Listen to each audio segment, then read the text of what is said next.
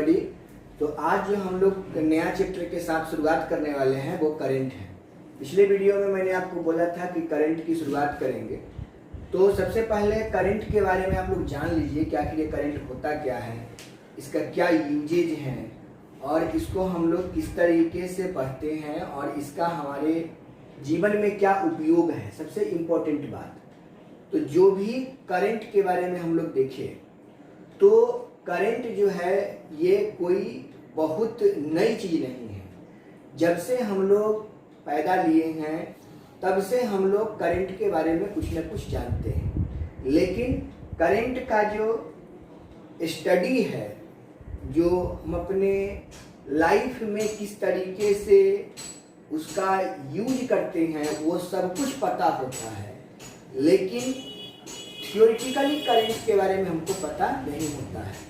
Practically पूरा current जानते हैं, घर में पंखा चलता है, बिजली बल्ब जलता है, जो भी चीज़ हो रहा है एक बिजली के माध्यम से, वो सब कुछ हम लोग जानते हैं कि पंखा चल रहा है, टीवी चल रहा है, बल्ब चल रहा है, और ये सारे जो घटनाएं हैं वो करंट के माध्यम से हो रही। लेकिन आखिर इसका थ्योरी क्या है, समझे, इसके बारे में हमको पता नहीं होता है। तो हम लोग अभी उसी के बारे में एक चीज देखेंगे। सबसे पहले आप करंट को देखने के लिए आपके पास एक कंडक्टर होना चाहिए। कंडक्टर का मतलब होता है कि जिसमें चार्ज का फ्लो हो, यानी चार्ज का मूवमेंट हो।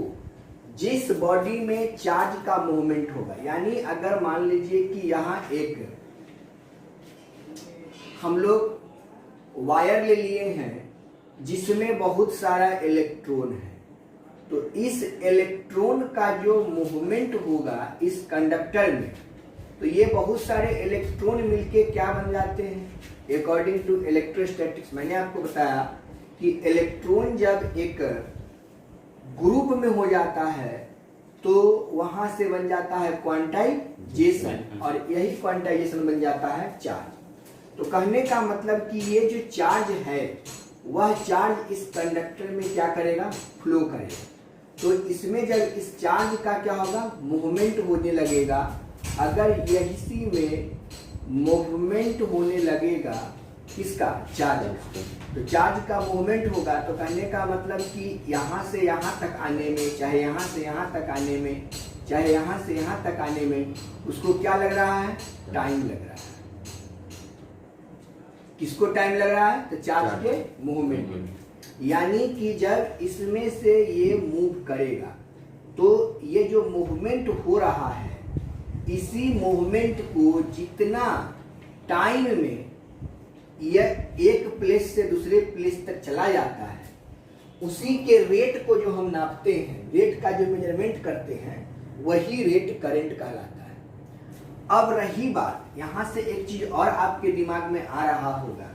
एग्जाम्पल में आपको मैं समझा दूं कि अगर हम लोग एक सिंपल अपने घर में एक्सपेरिमेंट कर सकते हैं।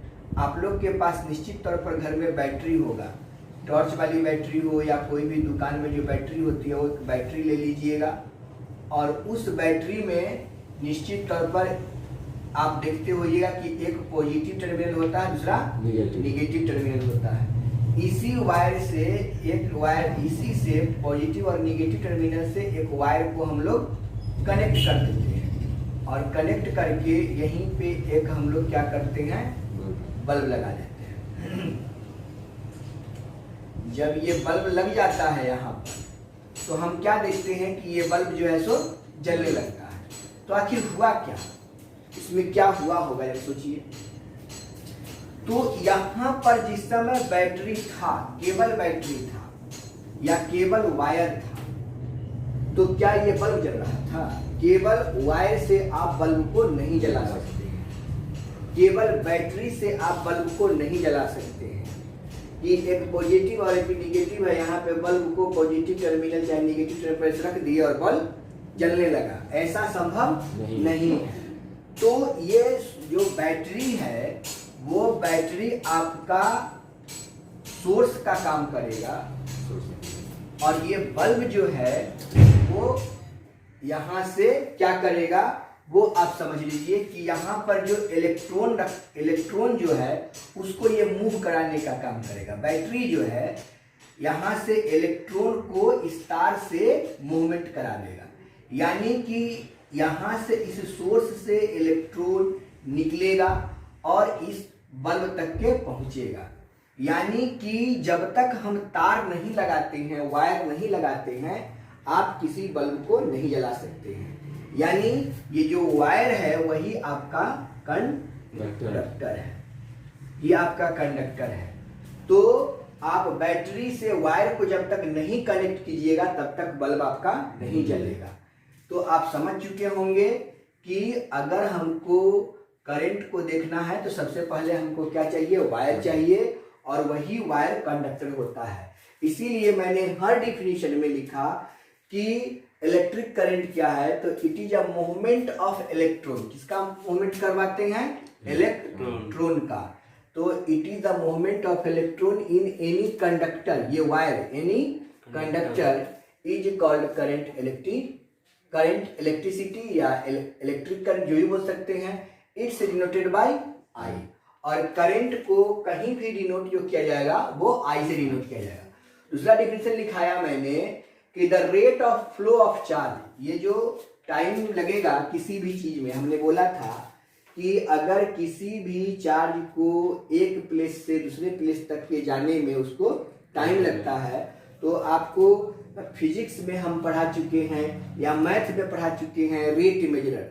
तो कि कोई भी चीज का जो रेट निकालते हैं तो उसको क्या करते हैं, टाइम के रिस्पेक्ट में डिफरेंशिएट कर देते हैं। यानी चार्ज का रेट निकालना है तो उसको क्या करना होगा, टाइम के रिस्पेक्ट में डिफरेंशिएट कर देना होगा, यानी dq बाई dt कर देना होगा। यानी आप इसी को dq बटा dt कर दीजिएगा तो क्या बना दीजिएगा, करंट बना दीजिएगा। dq by dt equal to current बना दीजिएगा। तो इसी लिखे the rate of flow of charge in any conductor is called current हो जाएगा। यानी कि आपको चार्ज का रेट निकालना होगा करंट को दिखाने के लिए, तो dq बाई dt कर दीजिएगा, और यही dq बाई dt क्या बन जाएगा, I बन जाएगा, अकॉर्डिंग टू रेट मेजर। तो अकॉर्डिंग टू रेट मेजर में क्या बताए थे कि किसी भी चीज का रेट निकालना हो, चाहे एरिया का रेट निकालना हो, तो क्या बताए थे कि एरिया का रेट निकालना होगा तो dA बाई dt कर दीजिएगा। सरकमफ्रेंस का रेट निकालना होगा तो क्या करिएगा, dC बाई dt कर दीजिएगा। वॉल्यूम का रेट निकालना होगा तो dV बाई dt कर दीजिएगा। तो चार्ज का रेट निकालना होगा तो क्या लिखना होगा कि dQ बटा dt कर देना होगा। This rate is said to be current हो जाएगा। और यहाँ पर वही चीज मैंने लिखा कि the rate of flow of charge in any conductor is called current. और तीसरा डिफिनेशन मैंने लिखा कि the rate of flow of charge in 1 second in any conductor is called current.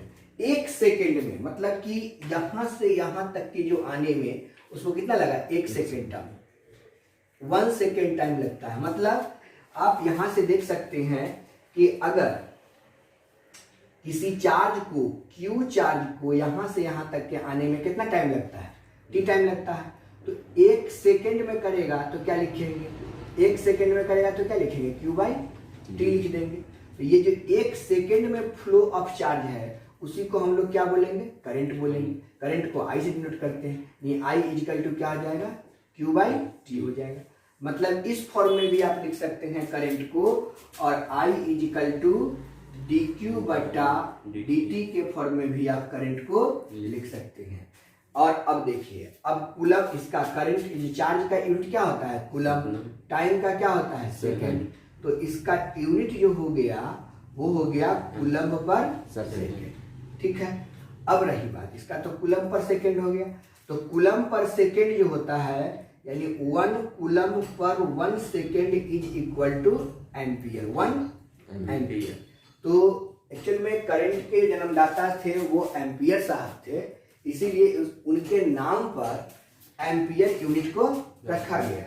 लेकिन 1 कूलम पर 1 सेकेंड जो है यही आपका एम्पियर बन जाता है। यानी कभी कभी जब क्वेश्चन पूछता है कि 1 एम्पियर जो होता है वह किसके बराबर होता है, तो आप लिखिएगा 1 coulomb per 1 second is called 1 ampere हो जाएगा। अब यह आपका यूनिट हो गया। अब इसका डायमेंशनल फार्मूला भी आप देख सकते हैं। तो देखिए, आपको समझना होगा। यहाँ पर करंट को हम लोग I से डिनोट करते हैं और I इजिकल टू क्या निकला, Q बाई टी निकल गया। तो इसका जो यूनिट होता है, डायमेंशनल फार्मूला जो होगा वो I ही हो जाएगा। क्यों? क्योंकि करंट का जो स्टैंडर्ड फॉर्म है वह आपका एम्पियर ही होता है। यानी इसका डायमेंशनल फार्मूला जो आप लिखेंगे वो एम्पियर ही लिख देंगे। ठीक है।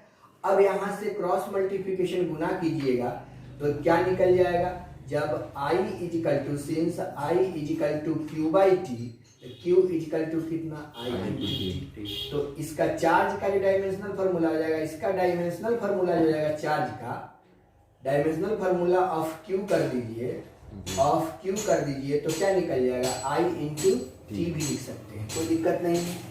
तो इसको चार्ज के लिए लिखेंगे I इंटू टी और ये इसका डायमेंशनल फार्मूला हो जाएगा। या आप लिख सकते हैं करंट के लिए एम्पियर इंटू टी यानी AT। तो ये दोनों इसका डायमेंशनल फार्मूला हो जाएगा। तो इस तरीके से हम लोगों ने क्या देखा कि करंट जो है वह ये तीनों रूप को धारण करना, मतलब किसी तरह से आपको चार्ज को फ्लो करा देना है। अभी तक जो हम लोग पढ़ रहे थे वो रेस्ट चार्ज के बारे में पढ़ रहे थे, लेकिन अब जो हम लोग पढ़ रहे हैं वो पढ़ रहे हैं मोशन ऑफ चार्ज।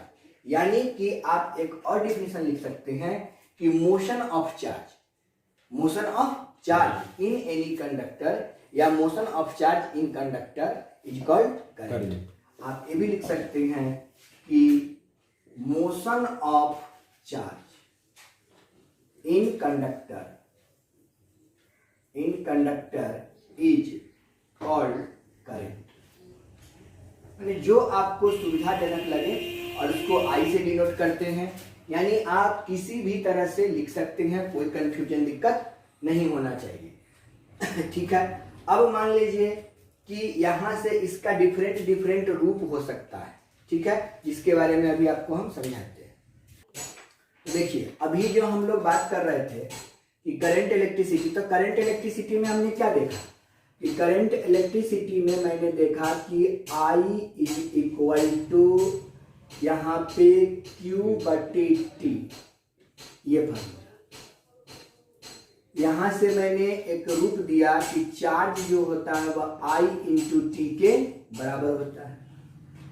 ठीक है। तो यहाँ से चार्ज का जो यूनिट होगा वो क्या हो जाएगा, एक तो करंट है और ये आपका टाइम है। तो करंट के लिए एम्पियर और टाइम के लिए सेकेंड। तो यूनिट ऑफ चार्ज जो हो गया यहाँ पर एम्पियर सेकेंड हो गया। ये भी आपका यूनिट अगर कहीं लिखा हुआ रहेगा तो हम लोग घबराएंगे नहीं। अब देखिए हम लोगों को अगर हम दूसरे फॉर्म की बात करें, सेकेंड फॉर्म हमने क्या बताया, I is equal to D Q बटा D T, I is equal to D Q by D T. तो यहाँ D Q by D T हो गया। इस रूप को हम लोग कैसे करेंगे, जैसे जब हम इसमें से Q निकाल सकते हैं तो यहाँ से भी Q निकाल सकते हैं। तो Q कैसे निकालेंगे उसको आप समझ लीजिए। यहाँ से हम लोग क्या करेंगे, सो समझिए हम लोग क्या करेंगे से देखिए, इसको क्रॉस मल्टीप्लिकेशन गुना कर देंगे, I into d t equal to क्या डी क्यू।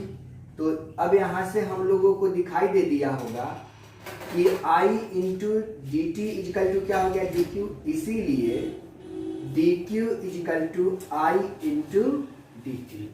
और यहाँ से एक फार्मूला बन गया कि डी क्यू जो होगा वह किसके बराबर, आई इंटू डी टी के। तो अगर हमको इक्वेशन दिया रहता है किसके रूप में रहेगा, इक्वेशन दिया हुआ तो करंट के रूप में। यानी कि अगर कोई जो इक्वेशन ऑफ करंट क्वेश्चन रहेगा इस तरीके से इसको दिया हुआ कि if a current in a conductor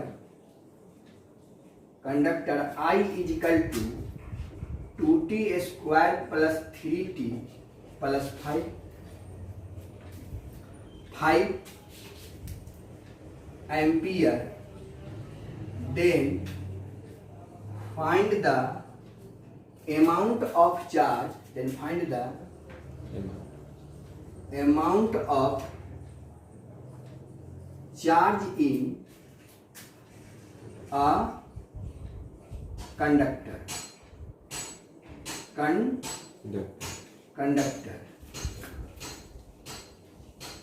1 second to 2 second, 1 second से 2 सेकेंड के बीच में इस कंडक्टर में कितने अमाउंट में चार्ज फ्लो कर रहा है वो आप हमको निकाल के बताइए। तो क्या करेंगे उसको देखिए। तो लिखेंगे कि since d q is equal to, क्या फार्मूला है, I इंटू डी टी, और I का मान दिया हुआ है तो d q is equal to I के जगह पर लिख देंगे 2t square plus 3t plus 5 into d t. अब बोथ साइड क्या कीजिए, इंटीग्रेशन कर दीजिए, बोथ साइड इंटीग्रेटिंग भी गेट। तो integration of d q is equal to integration of कहाँ से कहाँ है, तो 1 से 2, यानी लोअर लिमिट 1 हो गया, अपर लिमिट 2 हो गया, और t का मान दिया हुआ है 2t square plus 3t plus 5 into d t. अब इसको डी क्यू का इंटीग्रेशन कितना हो जाएगा, q हो जाएगा। अब यहाँ 2t स्क्वायर का इंटीग्रेशन कितना हो जाएगा, 2t³ बाई 3 और 3t square by 2 plus 5t कहाँ से कहाँ तक, तो 1 से लेकर 2 तक। तो एक बार कितना रखेंगे t की जगह पे 2, और एक बार कितना रखेंगे 1। तो यहां से आपको मिल गया q इजिकल टू 2 इंटू 2 का क्यूब बाई 3 प्लस 3 इंटू 2 का square by 2 plus 5 into 2 minus अब 2 इंटू 1 का स्क्वायर बाई 3 प्लस 3 इंटू 1 का स्क्वायर बाई 2 प्लस 5 इंटू 1। अब इसको सॉल्व कर लीजिए। अब इसको सॉल्व कीजिएगा तो कितना हो जाएगा, ये हो जाएगा 16/3 प्लस 2 2 जा 4 और 3 से मल्टीप्लाई कीजिएगा तो 12/2 प्लस 10 माइनस 2/3 प्लस 3/2 प्लस 5। इसी को हम लोग थोड़ा सा और सॉल्व कर देते हैं तो हमारा काम हो जाएगा। तो यहाँ ही देख लीजिए, यहीं पे हम लोग कर सकते हैं। तो कितना हो जाएगा आपका एलसीएम इसका 6 हो गया, और यहाँ पर 6 हो गया तो 32, और यहाँ पे आपका 36 हो जाएगा, और यहाँ पे आपका 60 हो जाएगा, माइनस फिर एलसीएम कितना हो जाएगा 6 हो जाएगा, और 2 2 जा 4 3 3 जा 9, और यहाँ पे 30। अब यहाँ पर एलसीएम ले लीजिए दोनों का तो 6 हो जाएगा। अब इसको ऐड कर दीजिए, जो 6 और 2 8, 6 और 3 9 और 3 12, माइनस यहाँ पे हो गया आपका 9 4 13 और 3 और 1 4 43। इसको माइनस कर लीजिए, थोड़ा सा नीचे ले आते हैं, इधर कर देते हैं। तो 128 में से 43 चला जाएगा तो 8 में से 3 गया 5 हो गया, और ये 12 में से 4 गया 8 हो गया बाई 6 हो गया। तो इतना क्या हुआ, 85 बाई जो 6 हुआ वह क्या हुआ, चार्ज हुआ, और चार्ज का यूनिट क्या आता है, कूलम।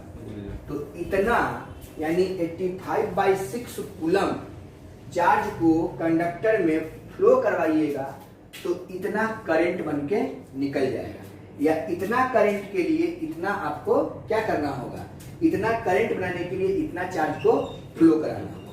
तो ये बात समझ में आ गई। उसी तरीके से इसमें दे सकता है कि अगर 50 कूलम को चार्ज को 50 कूलम के चार्ज को 5 सेकेंड में फ्लो कराने से कितना करंट बनेगा, 5 कूलम के चार्ज को। तो इसको देखिए, 5 ऐसे कभी क्वेश्चन पूछ सकता है कि 5 कूलम के चार्ज, 5 कूलम के चार्ज, 5 कूलम के चार्ज दिया रहेगा। यानी जो चार्ज दिया हुआ है कि the amount of charge the amount of charge 10 coulomb flow in 5 seconds, then how much current? Then how much current? कितना करंट बनेगा उसमें, ये बताइए।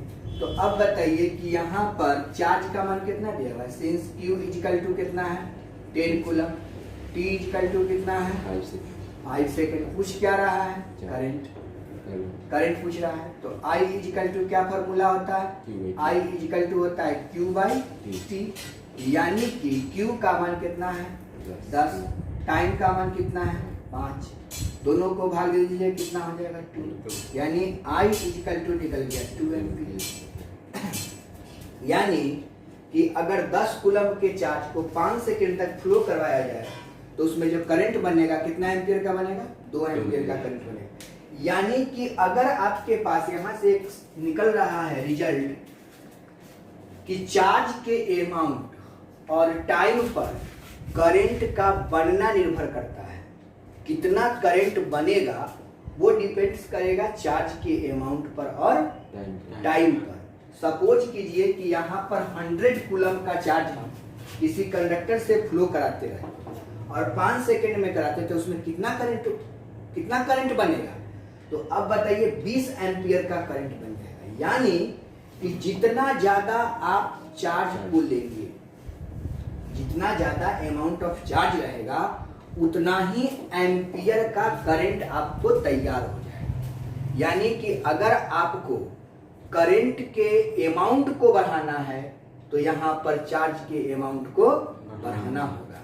यानी यहाँ से एक निष्कर्ष निकल गया। सो देखिए कि रिजल्ट आपको क्या दे रहा है, रिजल्ट में है कि आप देख सकते हैं कि I is equal to Q by T, यानी कि I is directly proportional to Q, N हो रहा है, I is directly proportional to Q हो रहा है, और I is inversely proportional to time हो रहा है।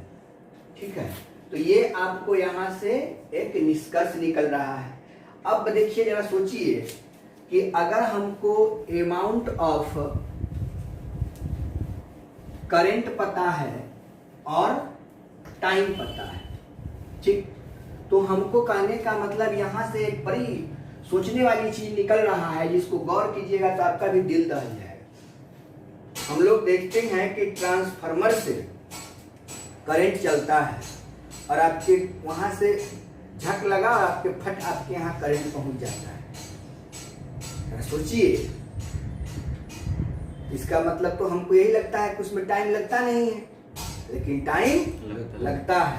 इस चीज को हम अभी दिखाना चाहते हैं आप लोग को इसके माध्यम से कि अब बताइए, जरा सोचिए कि अगर आपको करंट का जो मान है, ठीक है, करंट 1000 एम्पियर का करंट आपके पास देना है, 1000 एम्पियर का करंट आपको देना है, जो कि चार्ज जो फ्लो कर रहा है वह 1000 कूलम का है। तो उसमें कितना टाइम लगेगा, 1000 कूलम के चार्ज को 1000 एम्पियर के साथ हम बात करेंगे तो उसमें टाइम कितना लगेगा। तो अब बताइए कि Q इजिकल टू क्या फॉर्मूला होता है सर, I इंटू T होता है। तो हमको T निकालना है ना, तो ऐसे भी लिख सकते हैं कि since I is equal to formula हो गया Q by T, hence T is equal to कितना हो जाएगा Q बाई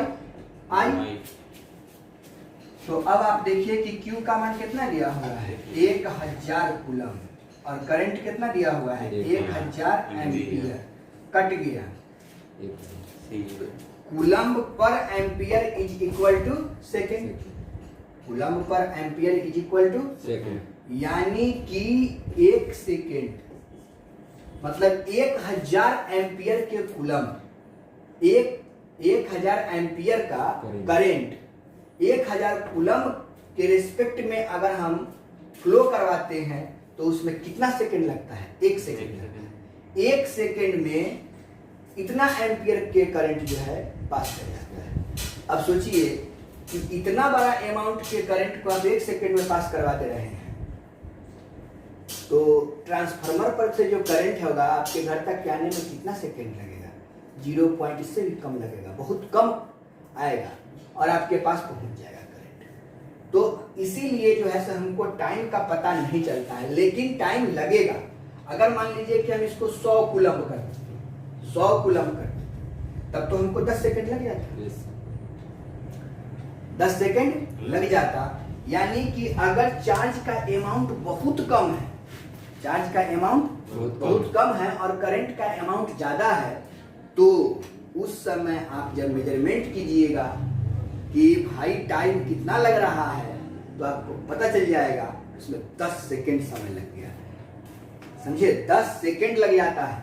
लेकिन हम लोग इतना ज्यादा एम्पियर, इतना ज्यादा कूलम्ब का यूज करते हैं कि एम्पियर जितना होता है लगभग उसी के बराबर कूलम्ब हम लोग यूज करते हैं, जिसके चलते हमको टाइम का पता चलता ही नहीं है और तुरंत हम लोग टाइम का गणना कर लेते हैं कि भाई ऐसे हो जाता है। अब मान लीजिए एक चीज इसमें ध्यान दीजिएगा कि जब न्यूमेरिकल्स आप इसका बनाइएगा तो प्रयास यही करना है कि हम लोगों ने क्या पढ़ा है उसको थोड़ा सा हम डिस्कस कर ले, समझ ले कि जो भी हम पढ़ाई पढ़ रहे हैं वह 3 रूप में पढ़ रहे हैं। करंट अभी जो वस्तु स्थिति है 3 रूप का है, पहला, दूसरा और तीसरा। पहला है कूलम्ब, दूसरा है करंट के लिए एम्पियर, ये चार्ज के लिए हो गया, ये करंट के लिए हो गया, और ये टाइम के लिए हो गया सेकेंड। यानी कि क्वेश्चन का जब कैलकुलेशन हम लोग करेंगे तो कूलम्ब में करेंगे, एम्पियर में करेंगे और सेकेंड में करेंगे। यानी कि टाइम अगर मिनट में दिया हुआ है, अगर हमको लिख लेता है कि हमको लगता है 5 मिनट, T = 5 मिनट, तो आप इस पर न्यूमेरिकल बनाएंगे तो फंस जाएंगे, आपसे नहीं बनेगा, आंसर सही नहीं आएगा। इसको हमको रखना किस में है? सेकेंड में। यानी 5 × 60 कर दीजिएगा और सेकेंड कर दीजिएगा, 300 सेकेंड बना लीजिएगा, तब न्यूमेरिकल बनाइएगा। यानी कि हर क्वेश्चन को बनाने में आपको यही ध्यान देना है कि कूलम्ब, एम्पियर और सेकेंड में क्वेश्चन है कि नहीं। अगर इसमें होगा तब तो बहुत बढ़िया है। आपको मिनट में दिया रहेगा तो सेकंड में चेंज कीजिएगा, आवर में दिया रहेगा तब भी आपको सेकंड में चेंज करना है। अगर आप चेंज नहीं करते हैं, आप बनाते हैं ऐसे ही, तो आपका न्यूमेरिकल नहीं बनेगा, वो ज्यों का त्यों रह जाएगा। तो हम लोगों ने क्या देखा कि किस तरीके से Q, I और T में संबंध होता है, रिलेशन होता है। दूसरा चीज हमने इसको इंटीग्रेशन मेथड से भी बताया कि किस तरीके से इसको बनाया जा सकता है। तो आपने इसको देख लिया। अब रही बात कि कंडक्टर में कौन चल रहा है? इलेक्ट्रॉन। इलेक्ट्रॉन का मूवमेंट हो रहा है। तो आखिर उस कंडक्टर में जो इलेक्ट्रॉन का मूवमेंट हो रहा है, तो उस मूवमेंट का रिजल्ट हमको क्या मिलेगा? वह मूवमेंट आखिर क्या है? सोचने वाली बात है। अब जरा सोचिए कि इसको किस तरीके से हम लोगों को एक एक चीज एक दूसरे से रिलेटेड है, और आपको बड़ा अच्छा से अभी ये चीज हम क्लियर करेंगे। अब जरा सोचिए कि हम लोग रास्ते पे चलते हैं, हम लोगों का कंडक्टर कौन है? रास्ता। जब हम लोग रास्ते पर चलते हैं, इस तरीके से मूव करते हैं, तो हम कहते हैं कि भाई इतना डिस्प्लेसमेंट जो है सो इतना टाइम में चले हैं। कंडक्टर है, उसमें इलेक्ट्रॉन फ्लो कर रहा है सेकेंड में, तो आप सोच सकते हैं this is called shortest distance. वह क्या हुआ? शॉर्टेस्ट डिस्टेंस हुआ। तो शॉर्टेस्ट डिस्टेंस जब हम तय किए टाइम के रेस्पेक्ट में, तो आप उसको कहते हो वेलोसिटी। सोचने वाली बात है। तो भैया चार्ज भी तो फ्लो कर रहा है कंडक्टर में और शॉर्टेस्ट डिस्टेंस को कवर कर रहा है टाइम के रेस्पेक्ट में, तो क्या वहां पर वेलोसिटी नहीं होगा? निश्चित होगा। यानी कि जब कोई चार्ज जो है किसी कंडक्टर में टी टाइम में मूवमेंट करता है, उस मूवमेंट को हम लोग वेलोसिटी कहेंगे। लेकिन चार्ज का वेलोसिटी कहेंगे इसीलिए इसका चार्ज वाली जो वेलोसिटी उत्पन्न कर रहा है, चार्ज वेलोसिटी उत्पन्न कर रहा है, इसलिए इसका नाम पड़ गया ड्रिफ्ट वेलोसिटी। इसका नाम हो गया ड्रिफ्ट वेलोसिटी। तो हम लोग अभी चर्चा करेंगे ड्रिफ्ट वेलोसिटी के बारे में। तो आखिर ये ड्रिफ्ट वेलोसिटी क्या है उसके बारे में हम लोग देखते हैं। चलिए तो देखिए, अब आपका जो टॉपिक है वो है ड्रिफ्ट वेलोसिटी। इसके बारे में आपको हम बोले हैं कि हम समझा देते हैं। आखिर ये ड्रिफ्ट वेलोसिटी इसका नाम क्यों पड़ा, इसको समझिए। तो किसी भी कंडक्टर में जो चार्ज का फ्लो होगा, है ना, किसी भी कंडक्टर में जो चार्ज का फ्लो होगा, तो निश्चित तौर पर यहाँ से यहाँ तक के कुछ इसका इस डायरेक्शन में वेलोसिटी होगा, इसका वेलोसिटी होगा, इसका वेलोसिटी होगा, इसका वेलोसिटी होगा, इसका वेलोसिटी होगा, माने हर चीज का वेलोसिटी होगा, मतलब अलग अलग वेलोसिटी होगा। हर जगह पे आपको एक अलग वेलोसिटी दिखाई दे रहा है। तो इस वेलोसिटी के एवरेज को भी हम लोग क्या बोलेंगे, ड्रिफ्ट वेलोसिटी बोलेंगे, है ना।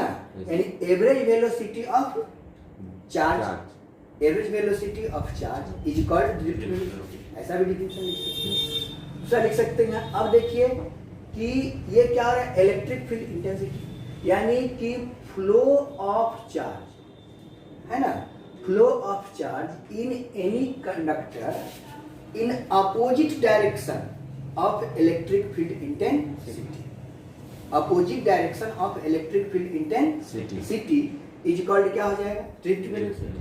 ये भी डिफिनेशन लिख सकते हैं। यानी इलेक्ट्रिक फील्ड इंटेंसिटी के जो अपोजिट डायरेक्शन में जो वेलोसिटी होगा उसको हम लोग क्या बोलेंगे, ड्रिफ्ट वेलोसिटी बोलेंगे। या average velocity of charge in any conductor is called drift velocity, जो आपको सही लगे। अब हम लोगों को ड्रिफ्ट वेलोसिटी निकालना है, यानी ड्रिफ्ट वेलोसिटी को हम लोग जो डिनोट करते हैं वो देखिए, ड्रिफ्ट वेलोसिटी को जो हम लोग डिनोट करेंगे वो भी डी से डिनोट करेंगे, ठीक है। तो VD से डिनोट कर देंगे। अब ये VD क्या है, पहले इसका हम लोग जानकारी प्राप्त कर लें। तो सबसे पहले हम लोग जानते हैं कि सिंस V इक्वल टू क्या फॉर्मूला होता है, U प्लस AT, ठीक है। तो ये AT जो है वो क्या है, A फॉर एक्सेलरेशन और T फॉर टाइम। यह किसका एक्सेलरेशन है, तो चार्ज का एक्सेलरेशन होगा। और ये टाइम क्या है, तो जो एक सेकेंड में जो यहाँ से यहाँ तक आने में, यहाँ से यहाँ तक आने में, यहाँ से यहाँ तक आने में, यानी कि यहाँ पर भी वेलोसिटी उत्पन्न हो रहा है। इसको V1 मानिएगा तो क्या लिखिएगा, यानी कि V1 is equal to acceleration of velocity, यहाँ पर डिस्प्लेसमेंट ऑफ इलेक्ट्रॉन, यानी कि D1 बटा T1, यहाँ से यहाँ तक लगेगा तो क्या बोलेंगे, V2, यानी D2 बटा T2। यहाँ के बात अगर करेंगे तो हम लोग V3 लिख बटा T3, इस तरीके से बढ़ते हुए। तो अब बताइए यहाँ पर क्या है, वेलोसिटी। तो एवरेज के लिए हम लोग क्या जानते हैं कि टोटल वेलोसिटी बटे टोटल टाइम। तो इसमें जो टाइम लग रहा है, टोटल टाइम, उस टाइम को हम लोग डिवाइड कर देंगे तो निकल जाएगा, यहाँ पर निकल जाएगा एवरेज वेलोसिटी। क्या निकल जाएगा,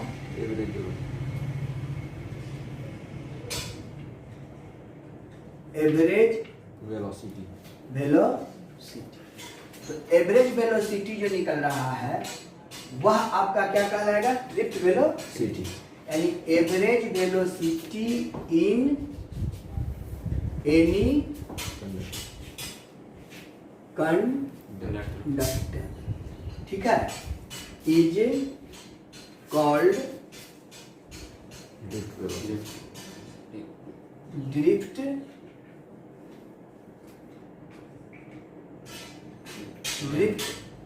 वेलोसिटी, ठीक है। अब एवरेज वेलोसिटी कंडक्टर इक्वल क्या जाएगा, ड्रिफ्ट वेलोसिटी आ जाएगा। अब यहाँ पर दूसरा डिफिनेशन क्या लिख सकते हैं इसका, वो भी आपको बताते, पहले इसको सॉल्व कर देते हैं। तो V इक्वल टू क्या हो गया, U प्लस AT हो गया। अब यहाँ से इनिशियल वेलोसिटी कितना है, 0, यानी V equal to 0 plus AT। और हम लोग फार्मूला क्या जानते हैं, force equal to mass into acceleration. Hence यहाँ पर एक्सेलरेशन की बात किया जाए एक्सीलरेशन की बात किया जाए तो क्या हो जाएगा, एफ बाई एम हो जाएगा। और जब ये एफ बाई एम हो गया तो v is equal to 0 plus f by m लिख दीजिए। 0 से तो कोई मतलब है नहीं, यानी v इजिकल टू कितना निकल गया, F by M.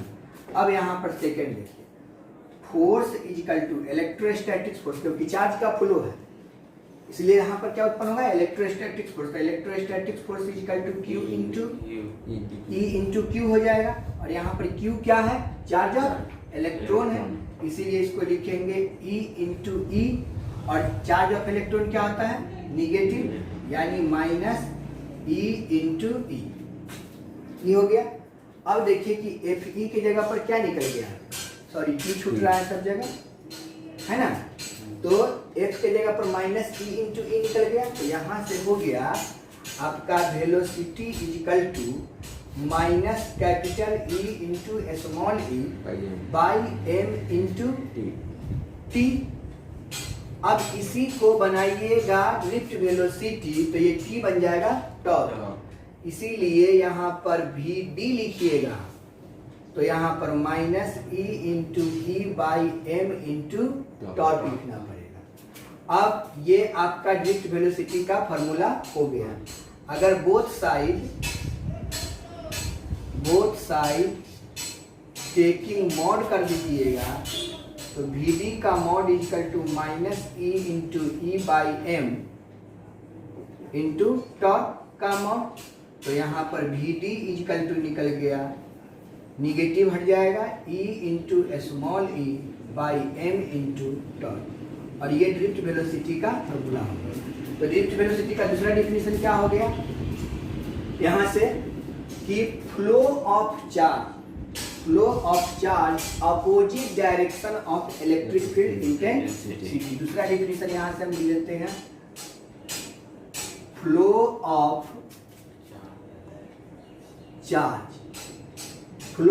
Charge in any conductor. Flow of charge के ब्रैकेट में इलेक्ट्रॉन कर दीजिए ताकि स्पष्ट समझ में आ जाए। Flow of charge in any conductor opposite direction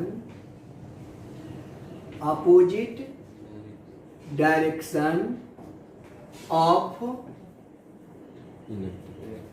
electric field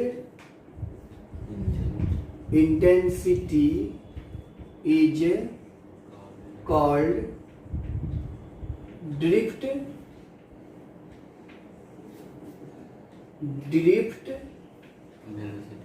velocity and it's denoted by v। और ये आपका ड्रिफ्ट वेलोसिटी भी समाप्त हो गया। अब यहाँ पर क्या है कि ड्रिफ्ट वेलोसिटी का यूनिट आपसे पूछने को आ जाएगा कि इसका यूनिट क्या होगा सर, तो इसका यूनिट भी मीटर पर सेकेंड होता है। तो यूनिट ऑफ ड्रिफ्ट वेलोसिटी जो हो जाएगा क्या हो जाएगा, मीटर पर सेकेंड हो जाएगा। उसको थोड़ा सा देख लीजिए कैसे हो जाएगा, तो दिखा देते हैं आपको। तो उसमें ये चीज भी हो गया और आप कहीं अक्सर कैसे हो रहा है जरा आपको बताइए। तो ड्रिफ्ट वेलोसिटी में ये आपका क्या है, इलेक्ट्रिक फील्ड इंटेंसिटी, और ये आपका क्या है, इलेक्ट्रॉन है, चार्ज ऑफ इलेक्ट्रॉन। तो सोचिए कि इलेक्ट्रिक फील्ड इंटेंसिटी यानी Vd इजिकल टू फॉर्मूला हो गया E into small e into torque by m। तो आप बताइए कि जो आपका E है वो किसके बराबर है, E for electric field intensity. तो इलेक्ट्रिक फील्ड इंटेंसिटी किसके बराबर रहता है, electrostatic force per unit charge. तो इसके लिए हम लिख सकते हैं force per unit charge into ई जो है सो क्या है, चार्ज है, और ये टी टॉर्क क्या है, टाइम है, डिवाइडेड बाय मास। ये से ये खत्म हो गया। अब बताइए कि एफ के लिए क्या लिखेंगे, mass into acceleration into time by m. M से एम खत्म हो गया। अब बताइए एक्सीलरेशन का फॉर्मूला क्या आता है, मीटर पर सेकेंड स्क्वायर इंटू टाइम के लिए सेकंड, एगो सेकंड से वो सेकंड खत्म हो गया। तो ड्रिफ्ट वेलोसिटी का यूनिट कैसे निकल गया, मीटर पर सेकंड नहीं निकल गया। यानी यूनिट ये हो गया इसका। कोई डिराइव करने के लिए कहेगा तो कर दीजिएगा आराम से। अब इसका डायमेंशनल फार्मूला अगर आपसे पूछ दिया तो जो वेलोसिटी का डायमेंशनल फार्मूला वही ना होगा। तो डायमेंशनल फार्मूला इसका होगा, डायमेंशनल फार्मूला LT माइनस 1। तो इसी को लिख सकते हैं m0 L1 T माइनस 1 और ये इसका डायमेंशनल फार्मूला हो जाएगा। ड्रिफ्ट वेलोसिटी का पढ़ना है मोबिलिटी।